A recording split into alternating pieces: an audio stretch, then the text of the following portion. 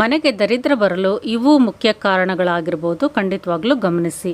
ಅಡುಗೆ ಮನೆಯಲ್ಲಿ ಔಷಧಿಗಳನ್ನು ಇಡಲೇಬಾರ್ದು. ಅದು ನೆಗೆಟಿವ್ ಎನರ್ಜಿಯನ್ನು ಜಾಸ್ತಿ ಮಾಡುತ್ತೆ, ಮನೆಗೆ ಅಪಾಯವನ್ನು ತಂದುಕೊಡುತ್ತೆ. ಊಟ ಆದ ನಂತರ ಮುಸ್ರೆ ತಿಕ್ಕದೆ ತುಂಬ ಕಾಲ ಪಾತ್ರೆಗಳನ್ನು ತೊಳೆದೆ ಹಾಗೆ ಇಡಬಾರ್ದು. ಮುಖ್ಯ ದ್ವಾರದ ಮುಂದೆ ಇರುವ ಮೆಟ್ಟಿಲುಗಳು ಬೆಸ ಸಂಖ್ಯೆಯಲ್ಲಿ ಇರಬೇಕು. ಅಂದರೆ 1, 3, 5, 7 ಈ ರೀತಿ ಸಂಖ್ಯೆಗಳಲ್ಲಿ ಇರಬೇಕು. ದೇವರ ಕೋಣೆಯಲ್ಲಿ ಒಂಟಿ ದೀಪ ಬೆಳಗಬಾರ್ದು. ಪುಟ್ಟದಾದರೂ ಸರಿ ಪರವಾಗಿಲ್ಲ, 2 ದೀಪಗಳನ್ನು ಹಚ್ಚಬೇಕು.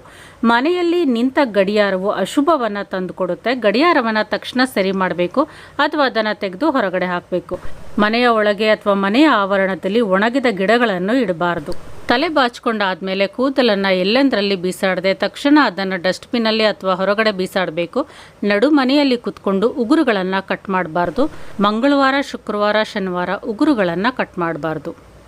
ನೀವು ಜನ್ಮಿಸಿದ ದಿನದಂದು ಕ್ಷೌರವನ್ನು ಮಾಡಿಸ್ಕೋಬಾರ್ದು.